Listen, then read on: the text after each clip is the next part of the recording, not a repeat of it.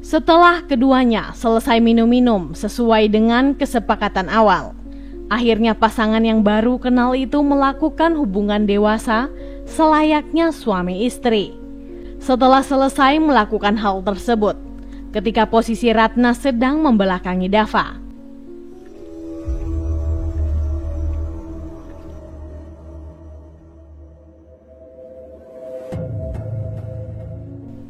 hai semuanya, Assalamualaikum warahmatullahi wabarakatuh. Kembali lagi di YouTube channel saya Lembaran Cerita. Semoga kabar kalian sehat selalu dan pastinya diberi kebahagiaan dalam menjalani hidup. Di video kali ini saya akan membahas tentang sebuah kasus yang terjadi di Indonesia, tepatnya di kota Semarang. Kasus ini sendiri dilatar belakangi oleh masalah ekonomi, di mana ada seorang yang ingin kaya tanpa harus bekerja keras, yang pada akhirnya menghalalkan segala cara. Seperti apa kasusnya? Yuk langsung kita bahas. Seorang wanita cantik yang bernama Alip Surani atau yang lebih akrab disapa Ratna merupakan seorang wanita sekaligus ibu yang berusia 30 tahun dan sudah mempunyai anak sebanyak 6 orang. Diketahui ia tinggal di sebuah rumah indekos yang berlokasi di Perbalan, Purwosari, Semarang. Sedangkan untuk ke-6 anaknya tinggal bersama dengan keluarganya di kampung halaman. Untuk kehidupan sehari-hari dan untuk menghidupi ke-6 buah hatinya, Ratna berprofesi sebagai seorang pemandu lagu yang sering menemani para lelaki hidung belang. Menurut beberapa tetangga kosnya, Ratna dikenal memiliki jiwa sosial yang cukup tinggi, baik, sopan, dan sering berbaur dengan tetangganya. Selain itu, Ratna juga sering membagikan makanan pada hari Jumat di saat jemaah selesai menjalankan ibadah sholat Jumat. Di dalam keluarganya, ia pun juga dikenal sebagai seorang pekerja keras. Sebelum terjun ke pekerjaannya yang terkini, sebenarnya Ratna pernah merintis usaha kecil-kecilan dengan berjualan agar-agar yang ia titipkan ke beberapa warung di sekitar rumahnya. Namun sayang, usaha tersebut tidak berjalan dengan lancar, sehingga ia pun memutuskan untuk menghentikan usaha tersebut. Nah, walaupun jarak indekos Ratna dengan rumah tempat anak-anaknya tinggal sebenarnya tidak terlalu jauh, tetapi Ratna ini sangat jarang menemui ke-6 anak-anaknya. Hal tersebut dikarenakan ia sering kedatangan tamu yang memintanya untuk dilayani di rumah kos tempatnya tinggal.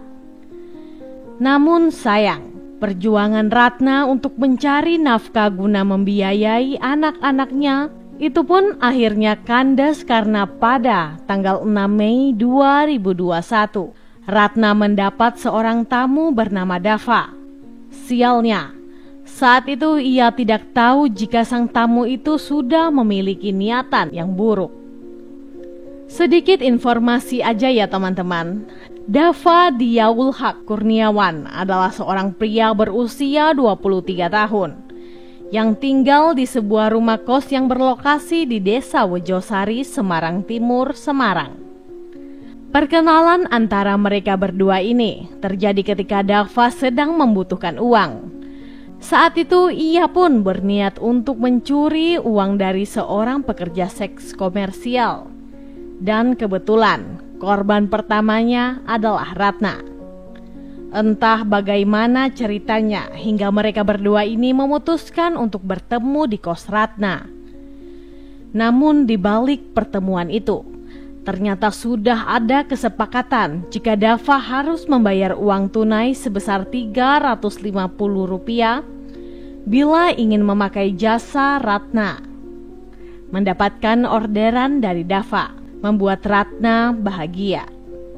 Kebahagiaan tersebut diungkapkan oleh Ratna dengan menuliskan story WA yang berbunyi, "Alhamdulillah, jam segini udah rame pelanggan. Semoga lancar terus." Pada malam harinya, Dava pun bergegas pergi ke kos Ratna ditemani oleh seorang teman dekatnya yang bernama Ibnu, berusia 19 tahun. Ibnu ini diperintahkan oleh Dava untuk sekedar mengawasi keadaan di luar dan bertugas untuk menjual barang curian. Untuk menambah adrenalin, sebelum mereka berdua berangkat ke lokasi, Dava dan Ibnu sempat meminum pil koplo terlebih dahulu. Pada 7 Mei 2021, sekitar jam 1 dini hari, keduanya sampai di kosan tersebut. Saat itu Dava pun langsung masuk ke kamar Ratna, sedangkan Ibnu menunggu di luar guna memantau keadaan di sekitar lokasi.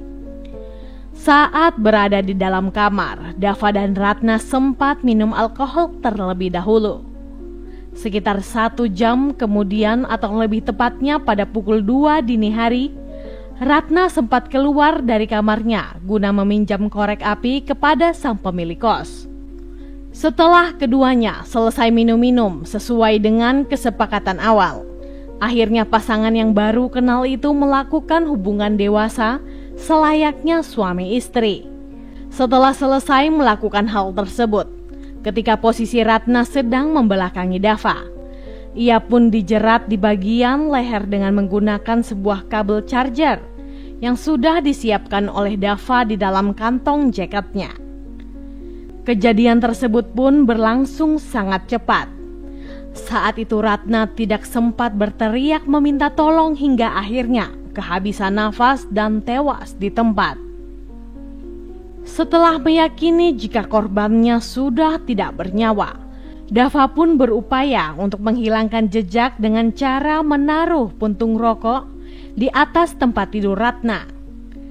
Hal itu sengaja ia lakukan dengan harapan agar kamar kos Ratna habis terbakar, sehingga bila ada yang menemukan jasad tersebut, mereka akan mengira jika Ratna meninggal akibat kebakaran.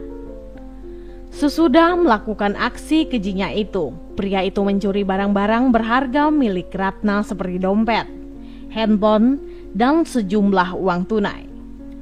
Setelah memastikan jika tidak ada lagi yang tertinggal, ia pun kemudian bergegas keluar dan mengunci kamar kos Ratna dari luar.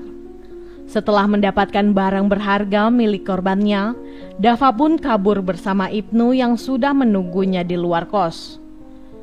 Sejurus kemudian handphone milik Ratna langsung dijual oleh Ibnu dan hasilnya dibagi 2 dengan Dava.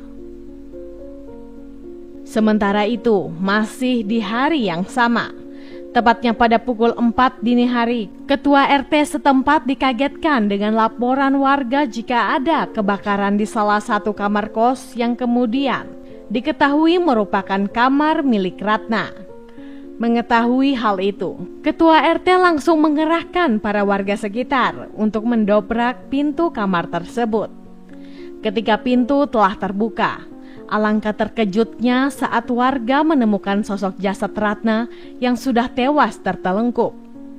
Warga pun bergegas untuk melaporkan kejadian ini ke Polrestabes Semarang agar dilakukan penyelidikan lebih lanjut. Pihak berwajib yang mendapat laporan langsung menuju ke TKP. Di sana mereka melihat bagian wajah Ratna sudah gosong terlalap api. Namun bagian tubuh yang lain masih utuh karena api yang membakar kos itu tidak terlalu besar dan hanya membakar bagian bawah kasur saja. Jasad Ratna pun segera dibawa ke rumah sakit terdekat untuk dilakukan otopsi guna menyelidiki siapakah pelaku dalam kasus ini.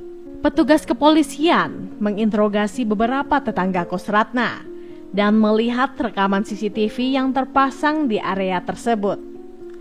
Salah satu tetangga korban menuturkan bahwa sebelum kejadian ini berlangsung, ia sempat melihat seorang laki-laki misterius yang mengenakan jaket kulit masuk ke dalam kamar Ratna.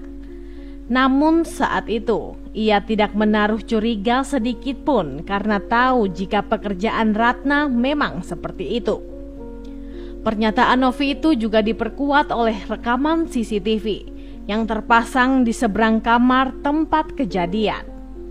Di dalam rekaman itu, terlihat jelas jika memang betul ada seorang pria masuk ke dalam kamar Ratna. Selain itu, rekaman CCTV juga merekam dengan jelas saat laki-laki misterius itu keluar. Ia terlihat menyembunyikan sesuatu di dalam bajunya, sehingga membuat polisi menjadi semakin curiga.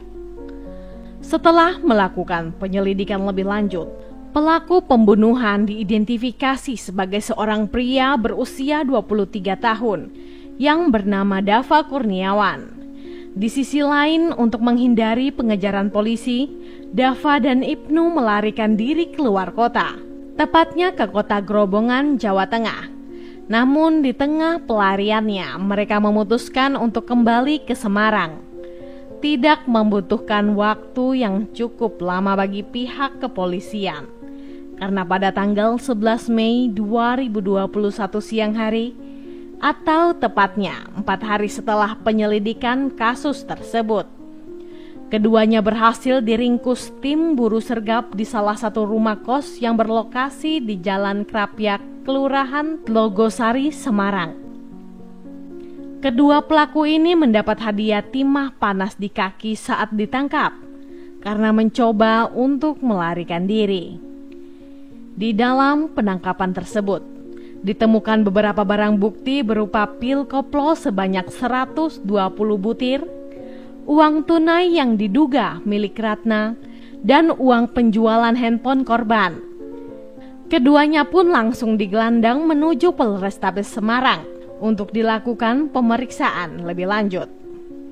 Di dalam interogasi tersebut, Dava dan Ibnu mengaku jika awalnya mereka hanya ingin mencuri dan merampas barang berharga milik korban saja.